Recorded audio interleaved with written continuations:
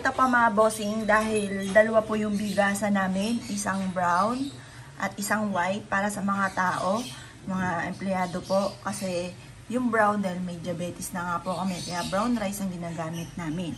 Tapos yung mga tao naman po namin ay wala pang diabetes. Ngayon, lalagyan ko rin po dito ng 168 mga bossing ko sa ampaw. Para isang taong masagana ang pamumuhay, siksik-liglig at umapot maraming blessing. Pagkatapos, kailangan sa ilalim ng ampaw, tapos saka natin ilalagay ang rice. Yan, hanggang sa mapuno itong ating rice. Ito po ay porcelain. Noong taon ng 2019 ng December, ang ginawa ko, porcelain na green. Ang ginawa ko ngayon, red na mix ng gold, tapos pink, halo-halo na, nandyan na po lahat. Para lahat ng swerte. Yan, nandyan na. Ngayon po mga bossing, tatabunan na po natin ang ating ampaw na may 168. Yan. Para mas higit na masagana ang pamumuhay, siksik-liglig at umaapaw at maraming blessing lalo ang dumating ngayong taon na ito. Subukan nyo pong gawin, lalo na ikabubuti naman po natin at hindi ikasasama. Kaya okay po yan. Basta pag nalaman natin ikakabuti natin, go! Lumarga po tayo. Pagdating sa usapin ng pampaswerte, bukod sa sipag at tiyaga, double time sa pagkayod, mainam na meron tayong ganito mga blessing. Para sumapaw lalo yung blessing. Yan. Binago ko po mga bossing ko yung aming lagayan ng bigas. Tapos, yung mga lagayan natin ng mga toyo, ng mga ano kung naglalagay pa kayo sa ibang lagayan, palitan nyo rin po ito. Lalo na kung ito ay may mga sira na. Yung mga lagayan ng mga asin, paminta, yan. Yung mga maliliit na yan na item, kahit sa plastic nyo lang po yan ilagay. Huwag lang ang bigasan. Bigasan, kasi bigas po yan para mas maging masagana ang pamumuhay. Subukan nyo po ito. Pero hindi to display. Ito, ang gagawin yung bigasan. Dito kayo kukuha ng bigas lagi. Dito kayo kukuha ng pangsaing.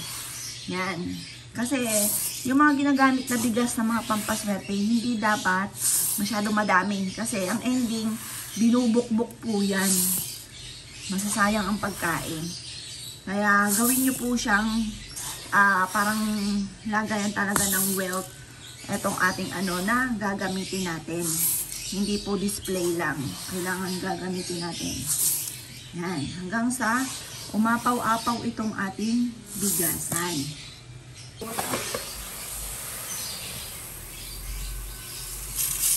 Himayin mo na lang. Ay, pukay. Himayin mo na lang. Ay, hindi ano na. Yung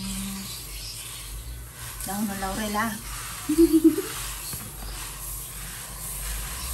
may barya ata dito sa ilalim. Ay.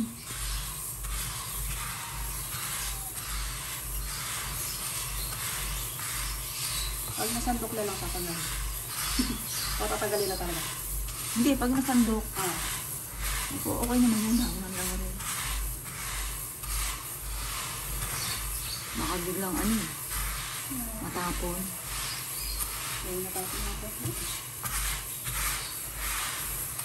Ayan, saktong-sakto. Kala natin, ano, marami palang laman nito.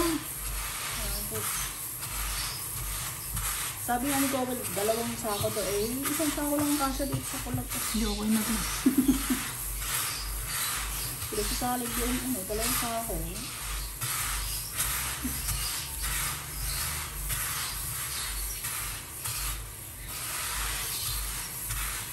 Medyo mo ka. Tiwa-tiwarik pa to.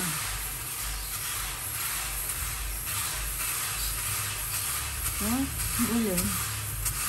Sige, taktak mo. Yun.